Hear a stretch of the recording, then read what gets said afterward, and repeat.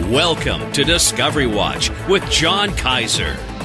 I'm your host, Jim Goddard. John, welcome back to the show. Jim, it's good to be back. In February, you introduced Orion Resources and its Risti project in Finland as a Discovery Watch Junior. Has Orion turned its gold boulder field into a discovery yet? That's what I asked Dave Lotan last week when I was at the Sprott conference in Vancouver. Dave has been the behind-the-scenes player of Orion, getting Mike Basha's team properly financed, and his answer was no. They have been busy continuing to do mapping and prospecting on the Risti project in Finland to better understand the limits of this quartz boulder field that carries coarse gold up to 2,500 grams per ton. They've now outlined the boulder field over a strike length of 1.4 kilometers within what they're describing as sort of a 2,500 meter wide corridor. And it's still open to the southwest where the overburden is getting deeper. They do plan to start a drill program on September 5th.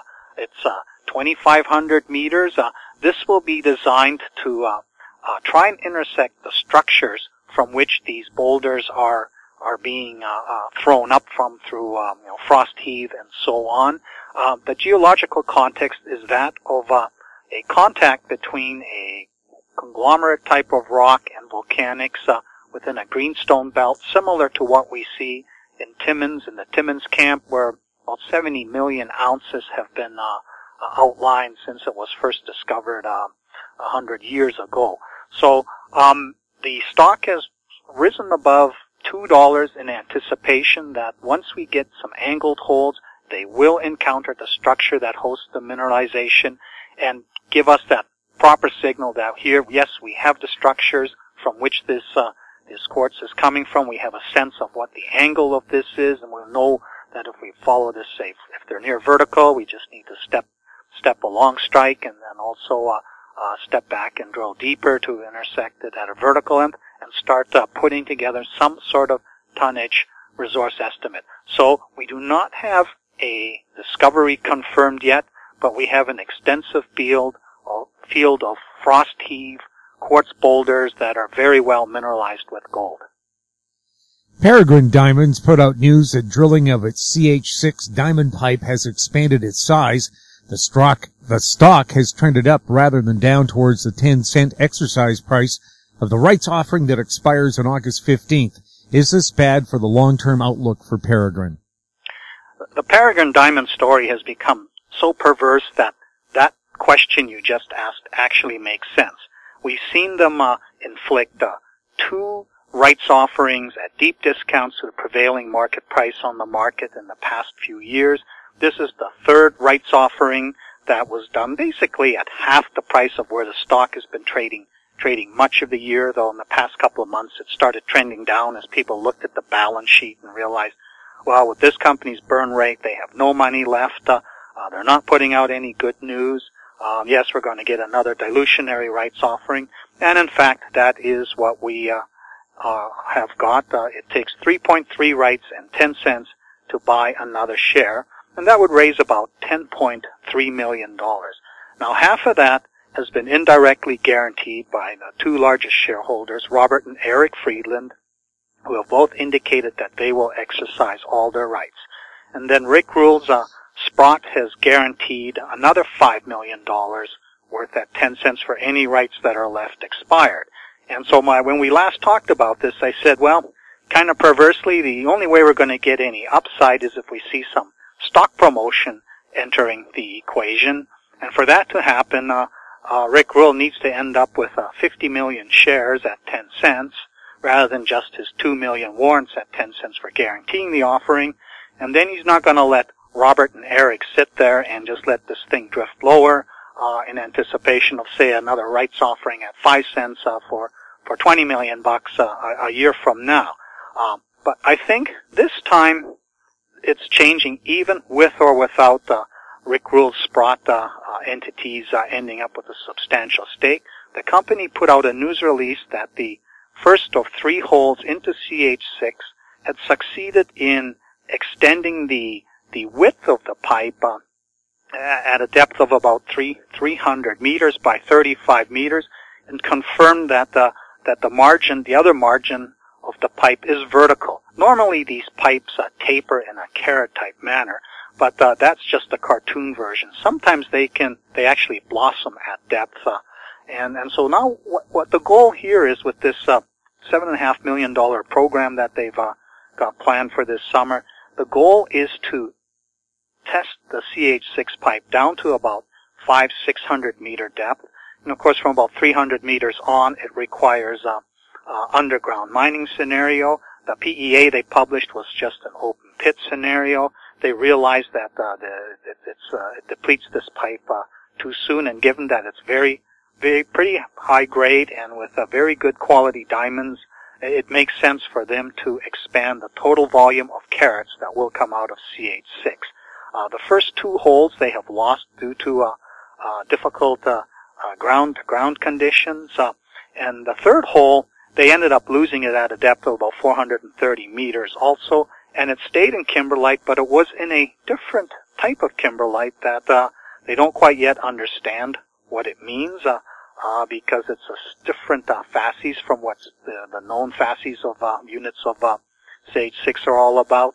So there's all of a sudden a bit of a kind of almost optimistic spark in the news release that suggests that the company finally wants the public to like the company and own it at a higher price.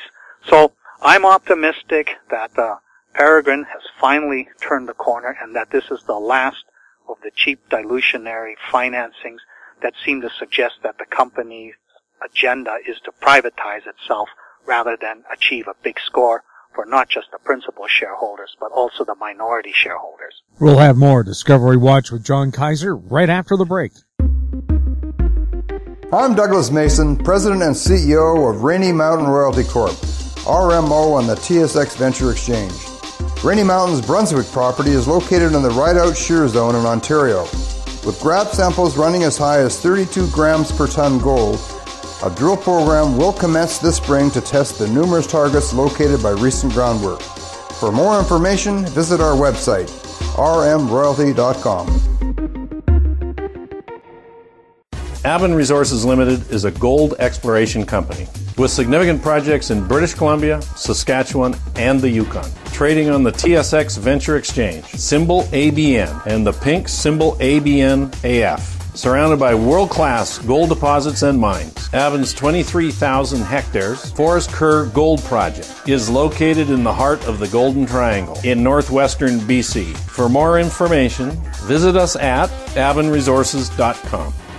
Welcome back. We're chatting with John Kaiser. John, Ecuador seems to have emerged from the funk it created for itself a decade ago when it introduced a punitive tax regime and declared a moratorium on new exploration licenses.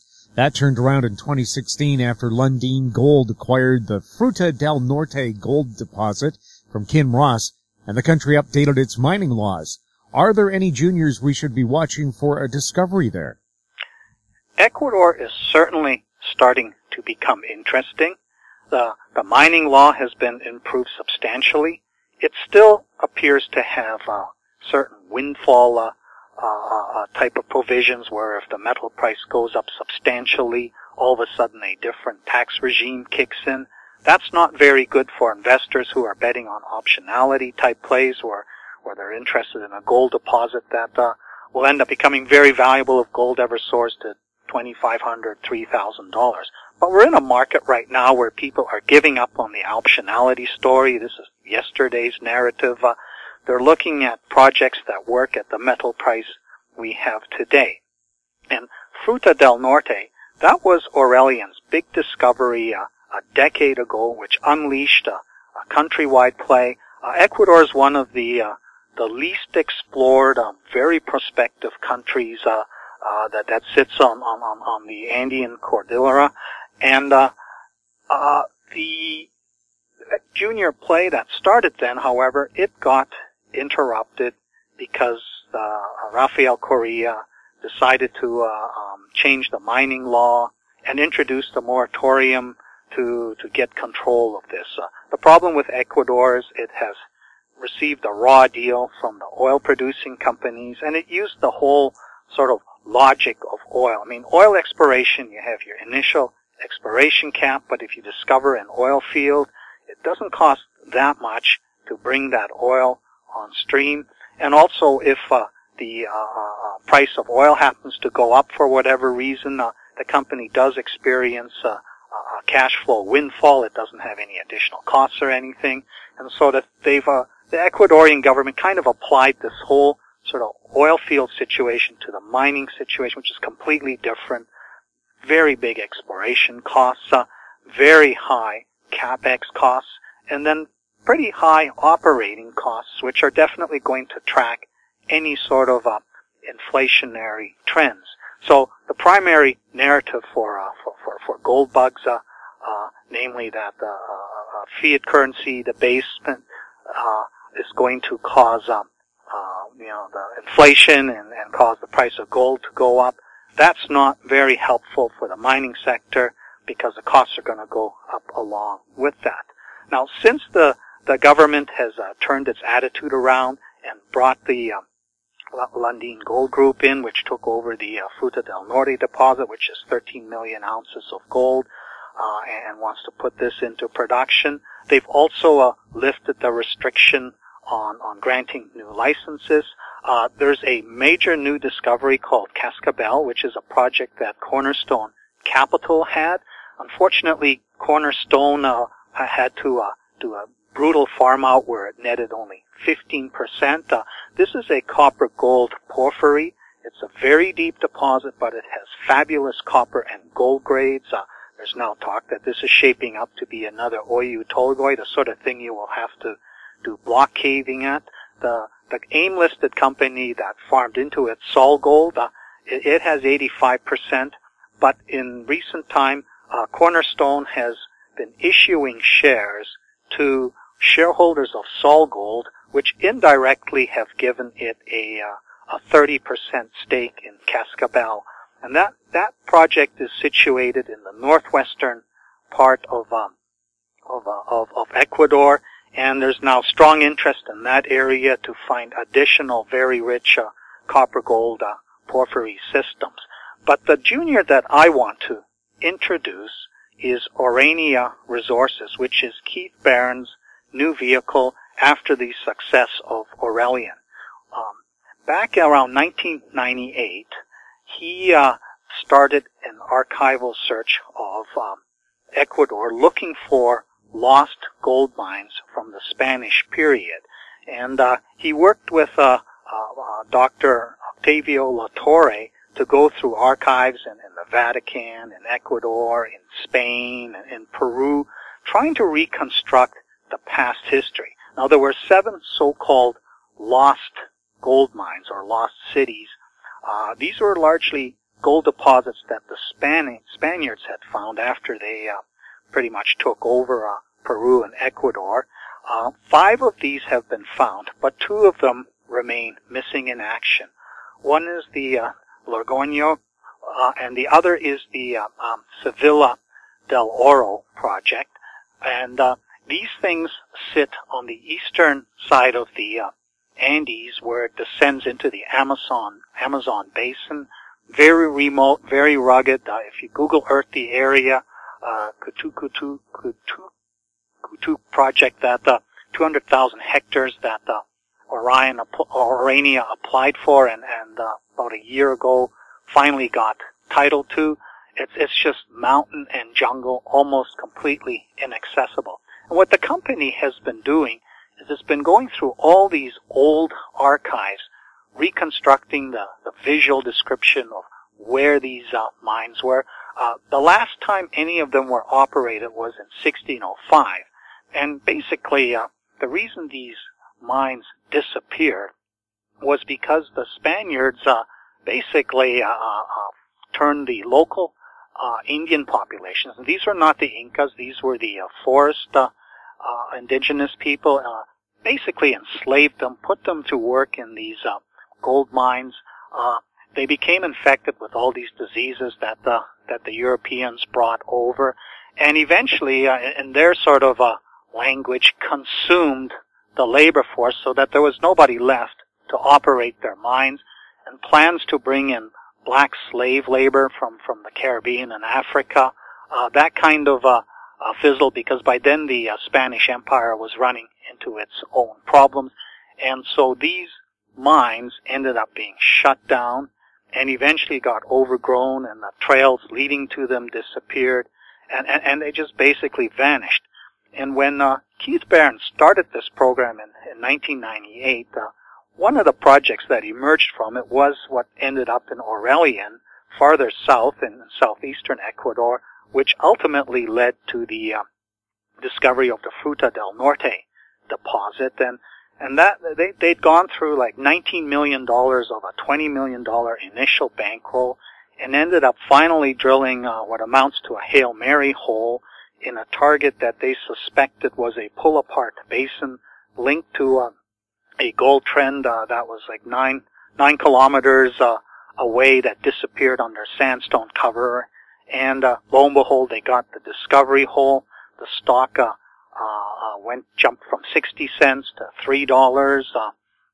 Peter Brown put $20 million into it, saying this can't be a one-hole wonder. Within about 3-4 weeks, they had drilled several step-out holes, which gave us the third dimension. It had crept to $6, and when the news came out that this was indeed a major discovery, the stock ran to $40 and was eventually bought out for about $1 billion by Kinross. So Keith Barron had his big score, created this private company, Orion, and quietly assembled this large area to the northeast, where he is just now starting to do the remote sensing scientific data as opposed to the archival, history type of work. So geophysical surveys, looking for, doing radiometric surveys to look for potassium-based alteration systems, magnetic surveys to look for structures in that. He thinks he has these 2 lost mines, probably narrowed down into sort of 5-kilometer radius area, and this is going to be like a gradual, systematic goal of vectoring in on these old mines. And of course, the Spaniards would have high-graded this. So what he's not after is some high-grade veins, but he's after the geological context, a much bigger system, an epithermal system. And of course, they will probably come up with some porphyry, copper-gold porphyry systems also in this area. So Orion and its Kutuku Lost Cities project is our new Discovery Watch candidate. It's about 30 million shares fully diluted. It trades in the 2 to 250 range and does not have much of a public float, so it already has a $50-60 million price tag. But this is the kind of story that could lead to fabulous new discovery as part of Ecuador's reawakening from its self-induced slumber 9 years ago. Discovery Watch will be back right after these messages. I'm Larry Ray, President and CEO of American Manganese, Inc., listed on the TSX Venture, ticker symbol AMY, A-M-Y, with proprietary patents in the U.S., China, and South Africa. Our focus is on recycling lithium-ion batteries for electric vehicles. China recently legislated the responsibility for recycling onto their electric vehicle manufacturers and importers. For more information, please visit AmericanManganeseInc.com or phone me, Larry Ray, at 778-574-4444. Arctic Star Exploration, operated by a team of proven mine finders, is focused on diamonds in Finland and the Northwest Territories of Canada. A work program is planned for our Finland property that contains diamond-bearing kimberlite. Arctic Star trades on the TSX Venture Exchange, symbol ADD, and the Frankfurt Exchange, symbol 82A1. Please visit our website at arcticstar.ca or call us at 604-689-1799. Welcome back. We're chatting with John Kaiser. John, are there any new developments with Novo Resources and the Wits 2.0 story? Well, it appears that the Australians are finally getting their heads around the Wits 2.0 story. This week, Artemis Resources Limited, which is listed on the ASX, put out a news release saying that on its 100% owned Mount Oscar Wits project in northwestern Australia, it had identified a 14-kilometer strike of exposed quartz conglomerate type of horizon, up to 75 meters wide. It's at the northern margin of the Hammersley Basin. This project was originally owned by a junior called Fox Resources Limited, which was ASX listed, but got into financial trouble and has been busy selling all of its assets. This particular block was under option to a private company, which was interested in a 70 million ton magnetite body of about 34% that sits a little bit to the south of where this conglomerate horizon has been identified, where the Fortescue rocks sort of pretty much dominate. And when Novo did the deal with Artemis about 2 months ago, Artemis asked that this particular block be excluded for whatever reason, and Novo agreed to that. Artemis pretty much acquired most of its land package in Western Australia about three months ago or so, when it did a deal with the Fox Resources to acquire all of that for 28 million shares and assuming about $920,000 worth of liabilities. But when they put that news out, basically declaring that they've got their own 100% owned segment of the Hammersley Basin where gold-enriched conglomerate horizon daylights, the stock jumped 6 cents to 18 cents and traded 40 million shares. And Novo, the next morning, jumped to over $3 for basically two reasons. One was that that everybody thought that Novo had 50% of this also, and the other was the realization that this story is gaining traction. And as I've described before, at the moment it boils down into two components. One is the big picture Wits 2.0 scenario, where one imagines something similar in scale to what is present in South Africa exists in the Hammersley Basin, and the Wits itself has 2.6 billion ounces in it. And the other part of the camp is the local freak show, where there's something very interesting going on at Comet Well and Purdy's Reward, where they're finding all these nuggets in this very coarse conglomerate horizon, and that debate itself boils down to the pessimistic one, which says, well, this is probably something similar to Beaton's Creek, and you'll maybe have million ounces or something like that at the end of the day, maybe 2 to 3 grams per ton. And then the other, at the optimistic end as well, maybe you'll have something fantastic like a seg from the Wits itself. Maybe you have something like 60 million tons of a 2-meter horizon that runs 5 grams per ton, which is going to be worth an awful lot.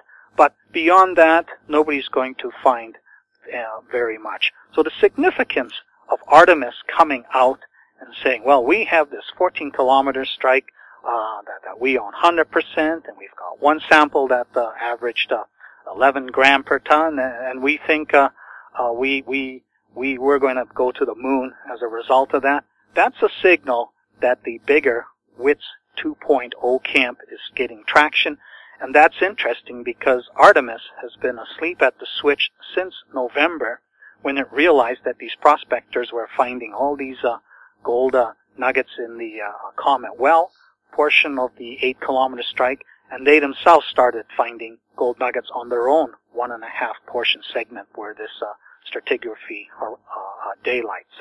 I just put out a big tracker this week in which I go into greater detail about the controversy between what makes the Wits Watersrand system tick, and I've also seen in the Share Collective, which is the startup in which I'm involved with, which is at beta testing, I saw one member called Sarasite put forth a scenario, which is kind of the pessimistic one, where you come up with 10 million tons of 2.7 gram per ton, comes up with a 3,000 ton per day operation, and that all boils down to about a $200 million NPV, and that sort of suggests, well, the stock should tank about 50% if this success becomes a new reality.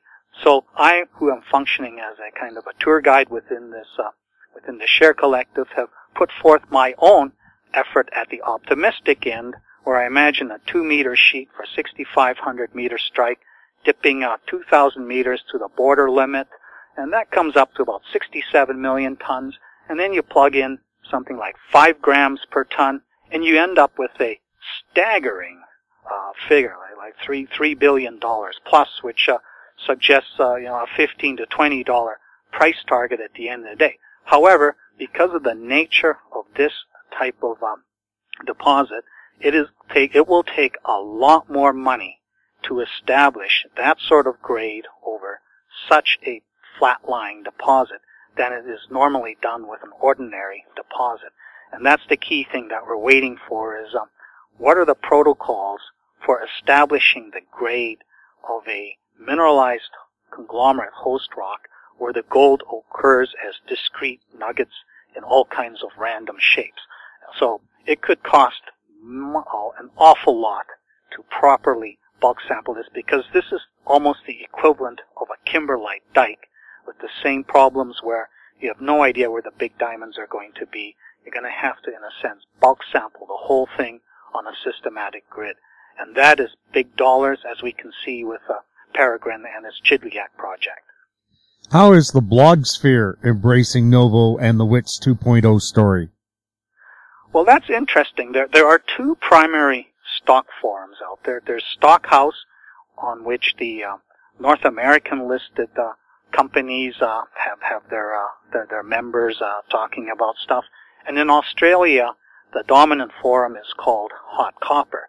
So Artemis Resources is on the Hot Copper, and sort of just a quick review of the activity. Back in November, when Artemis first started talking about its Purdy's Reward property and then showing its pictures of nuggets and so on, the audience on the Hot Copper Artemis board was pretty hostile. The company had undertaken some hideous 20-for-1 rollback, which still left it with 300 million shares out. Key management people had left the company. A new person had joined. So there's a lot of disgruntled posters complaining about these razzle-dazzle gold nuggets. It's a bunch of BS. And that pretty much continued, and until about the last month and a half or so, when Novo did the deal. And now on the Artemis Hot Copper thread, the crowd has started to become very excited and pretty unhappy over the deal that Artemis did. Now, Artemis itself pretty much only acquired its 150,000 hectare land package, or most of it, with this Fox deal, which is only less than 3 or 4 months old. And it did have its Purdy's Reward, but that's only a 5,000 hectare chunk of ground. So the Australians, and it's mainly Australians who have been on the Artemis board, they have been sort of starting to complain about, can we weasel out of this deal? Can we get rid of Novo? And Novo fans have started to converge on the Hot Copper thread too, and so you have kind of like the Novo crowd bashing the Artemis crowd and vice versa. And I think this Artemis being able to come up with its own 100% owned chunk of land that covers a significant stretch of the margin of the Hammersley's Basin, that is a positive development, because it's no longer a case of the Australians feeling like they were fooled by this North American company that came in and basically stole half of their gold endowment out from underneath their nose. And with regard to the Novo board, well, the Novo board, it's only been like a month and a half where people started to realize that the Novo story had switched from the failed Wits 2.0 story on the eastern margin of the Hammersley's Basin in the Beaton's Creek area, where there was kind of like a 300,000 ounce consolation prize that was going to go into production, for which $18 million was raised in early May, to all of a sudden Quinton Hennig having gone out there and tied up 1 million hectares, 350 kilometers to the northwest, where there had never been any talk about Wits 2.0. So we're starting to see the rah, rah, rah, Beaton's Creek is great crowd, to all of a sudden the Novo crowd getting extremely excited about the optimistic scenario of the local freak show and the even bigger picture scenario of Wits 2.0. So it's interesting to watch the dynamics of the various groups as they wake up to this big story in Northern Australia. And John, you're going to be visiting the land down under very shortly. Yes, I leave on September 9th for a brutal 25-hour trip to Perth and then north to Karatha, and I'll be there for about a day and a half and then heading back. So I'll be out of circulation from August 9th until September 16th. There's another group down there, including Brent Cook and Bob Moriarty. It's going to be interesting to see what their perception is, especially Brent Cook, because he represents the negative end of the local freak show spectrum, and but it'll be interesting to see what he has observed on the ground and talking to all the people there. So watch for some interesting developments over the next couple of weeks. I'll have my own observations when I'm back in the saddle in a couple of weeks. John, thanks for the update. You're welcome, Jim. We've been talking with John Kaiser, his website, kaiserresearch.com. I'm Jim Goddard. Comments made on Discovery Watch are an expression of opinion only and should not be construed in any manner whatsoever as recommendations to buy or sell any financial instrument at any time. Archived online at howstreet.com. Discovery Watch is a production of How Street Media Incorporated.